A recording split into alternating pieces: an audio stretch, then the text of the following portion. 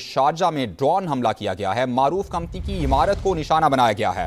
You اے ای حکام کے مطابق صورتحال کو سنبھال لیا گیا، کوئی جانی نقصان نہیں ہوا۔ شارجہ میں ڈرون حملہ ہوا ہے، معروف کمپنی کی عمارت کو نشانہ بنایا گیا۔ یو اے ای حکام کے مطابق صورتحال کو سنبھال لیا، کوئی جانی نقصان نہیں ہوا۔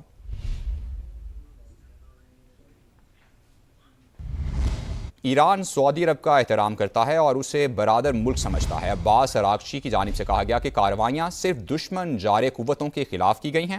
دشمن نہ عربوں کا احترام کرتے ہیں، نہ ایرانیوں کا۔ اراغچی کی جانب سے کہا گیا کہ اب وقت آ گیا ہے کہ خطے سے امریکی افواج کو نکال دیا جائے۔ ایران نے دشمن کے فضائی کمانڈ نظام کو نشانہ بنا کر اپنی صلاحیت دکھائی۔ عباس اراغچی کی جانب سے یہ کہا گیا کہ ایران سعودی عرب کا احترام کرتا ہے اور اسے برادر ملک سمجھتا ہے۔ کارروائیاں صرف دشمن جار قوتوں کے خلاف ہیں۔ دشمن نہ عربوں کا احترام کرتا ہے، نہ ایرانیوں کا۔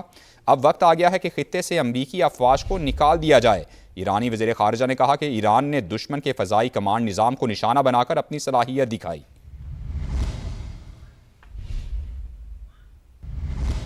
غیر جانبدار ممالک کے جہاز کو آبنۂ ہرمز سے گزرنے کی اجازت دی۔ ایران کی جانب سے کہا گیا کہ یہ ممالک جہاز گزارنے کے لیے ایران سے رابطے میں رہے۔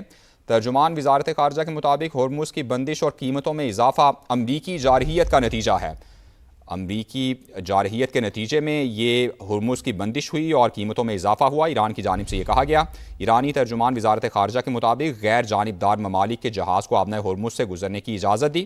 یہ ممالک جہاز گزارنے کے لیے ایران سے رابطے میں رہے۔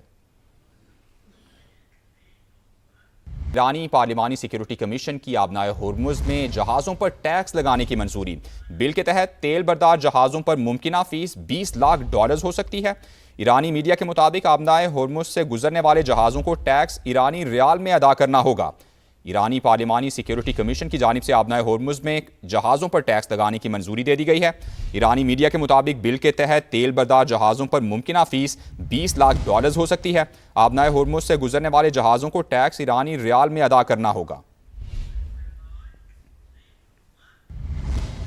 اسرائیل کا فلسطینیوں کے خلاف ایک اور ظالمانہ اور غیر قانونی اقدام۔ اسرائیلی پارلیمنٹ نے فلسطینیوں کے لیے سزائے موت کی منظوری دے دی۔ جو بھی اسرائیلی شہریوں کو قتل کرے گا اسے موت کی سزا ملے گی۔ اسرائیلی پارلیمنٹ کی جانب سے یہ کہا گیا ہے۔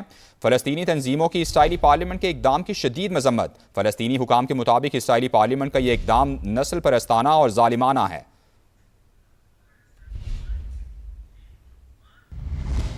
ایرانی پاسداران انقلاب کا دشمن کا ایک اور ڈرون مار گرانے کا دعویٰ۔ دنیا نیا علاقائی نظام قبول کرنے کے لیے تیار ہو جائے، کمانڈر اسماعیلی کی جانب سے یہ کہا گیا ہے، جبکہ حزب اللہ اور یمنی حوثیوں کی کارروائیاں قابل تعریف قرار دی گئیں۔ کمانڈر پاسداران انقلاب کی جانب سے کہا گیا کہ اسرائیلی وزیر اعظم خطے میں سیکیورٹی بیلٹ قائم کرنا چاہتے تھے۔ ایران کے اتحادی گروہوں نے اسرائیل کی حکمت عملی ناکام بنا دی ہے۔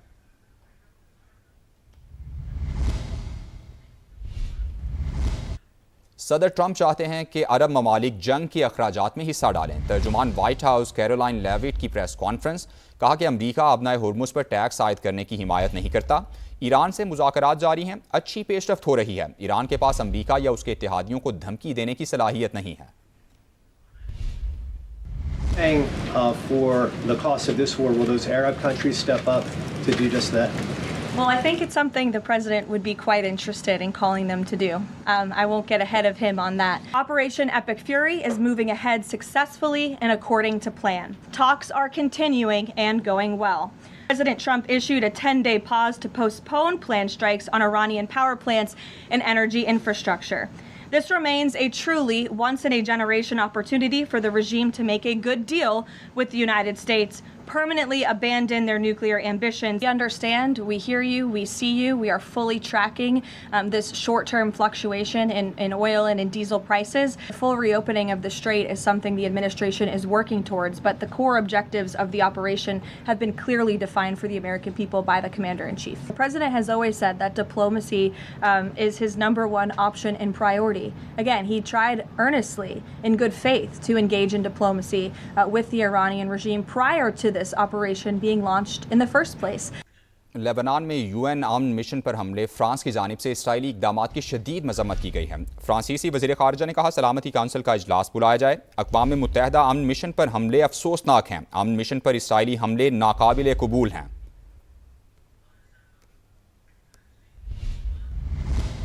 اسرائیلی فوج کی جنوبی لبنان کے مزید 6 دیہات کے لیے انخلا کی وارننگ، وادی بیکا کے شہری علاقہ خالی کر دیں، اسرائیلی فوج کی جانب سے یہ وارننگ دی گئی ہے۔ عرب میڈیا کے مطابق اسرائیلی حملوں کے بعد 12 لاکھ لبنانی علاقہ چھوڑ چکے ہیں۔ اسرائیلی فوج کی جانب سے جنوبی لبنان کے مزید 6 دیہات کے لیے انخلا کی وارننگ جاری کی گئی ہے۔ وادی بیکا کے شہری علاقہ خالی کر دیں، اسرائیلی فوج کی جانب سے وارننگ دی گئی۔ اسرائیلی حملوں کے بعد 12 لاکھ لبنانی علاقہ چھوڑ چکے، عرب میڈیا کی جانب سے یہ رپورٹ کیا گیا ہے۔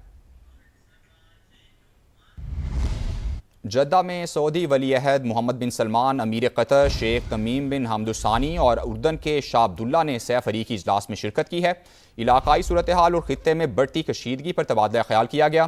تینوں رہنماؤں نے ملاقات میں انرجی سپلائی اور بین الاقوامی نقل و حمل کی آزادی کو لاحق خطرات پر بات چیت کی۔ اجلاس میں اس بات پر زور دیا گیا کہ خلیج تعاون کونسل کے ممالک اور اردن کو نشانہ بنانے والے ایرانی حملے ایک خطرناک پیش رفت ہے جو خطے کے امن و استحکام کے لیے بڑا خطرہ ہیں۔ سعودی ولی عہد سے امیر قطر اور اردن کے شاہ عبداللہ کی الگ الگ ملاقاتیں بھی ہوئیں۔ جلد معاہدہ نہ ہوا، آبنائے ہرمز فوری طور پر نہ کھولی گئی تو ایران کے تمام بجلی گھر، تیل کے کنویں اور خاک جزیرے کو تباہ کر دیں گے۔ امریکی صدر کی ایران کو ایک بار پھر سنگین نتائج کی دھمکیاں، بولے ایران میں فوجی کارروائیاں ختم کرنے کے لیے ایک نئی اور زیادہ معقول قیادت کے ساتھ سنجیدہ مذاکرات کر رہے ہیں۔ خاطر خواہ پیش رفت ہو چکی ہے۔ امریکہ نے اب تک اہم تنصیبات کو دانستہ طور پر نہیں چھیڑا۔ نیو یارک پوسٹ سے گفتگو میں ڈونلڈ ٹرمپ نے کہا انہیں لگتا ہے کہ مشتبہ خامنہئی زندہ مگر شدید زخمی ہیں۔ جلد پتہ لگا لیں گے کہ ایرانی اسپیکر تعاون کے لیے تیار ہیں یا نہیں۔ اسرائیلی ریفائنری پر ایرانی حملے کا جواب آپ تھوڑی دیر میں دیکھ لیں گے۔ اور جنگ کے خاتمے کا فیصلہ ہماری شرائط پر ہوگا۔ ایرانی صدر ڈٹ گئے۔ مسعود پزشکیان کہتے ہیں ایرانی عوام کی عزت اور مفادات کا ہر قیمت پر تحفظ کریں گے۔ آج ایران دنیا کے سامنے روشن موتی کی طرح چمک رہا ہے۔ ملک کی حفاظت اور سلامتی کے لیے مسلح افواج کا کردار تاریخی ہے۔ امریکہ کے ساتھ کوئی براہ راست مذاکرات نہیں ہو رہے۔ ترجمان ایرانی وزارت خارجہ اسماعیل بقائی کی وضاحت، کہا امریکہ کے ساتھ صرف ثالثوں کے ذریعے پیغام رسانی ہوتی ہے۔ ایران ہر جگہ اپنے شہریوں کے حقوق کا تحفظ کرے گا۔ جنگ ختم کرنے کے لیے امریکی مطالبات حد سے زیادہ اور نہ معقول ہیں۔ نہیں معلوم امریکہ میں کتنے لوگ ٹرمپ کی سفارتکاری کے دعوے کو سنجیدگی سے لیتے ہیں۔ لبنان میں ایران کے سفیر اپنی ذمہ داریاں جاری رکھیں گے۔ روس یوکرین جنگ اور امریکہ ایران جنگ کا کوئی موازنہ نہیں بنتا۔ امریکہ اور ایران کو پاکستان کی ثالثی پر اعتماد۔ اسلام آباد جلد مذاکرات کی میزبانی کے لیے تیار۔ سعودی عرب، ترکیہ اور مصر نے بھی مکمل حمایت کا اعلان کر دیا۔ اسحاق ڈار نے 4 ملکی وزرائے خارجہ اجلاس کے بعد بریفنگ میں کہا سفارتکاری ہی واحد مؤثر راستہ ہے۔ موجودہ صورتحال میں مسلم امہ کا اتحاد مزید اہمیت اختیار کر گیا۔ چین بھی پاکستان کے تعمیری کردار کی بھرپور حمایت کرتا ہے۔ نائب وزیر اعظم اسحاق ڈار کل چین کے دورے پر روانہ ہوں گے۔ چینی قیادت سے خطے کی صورتحال پر تبادلہ خیال کریں گے۔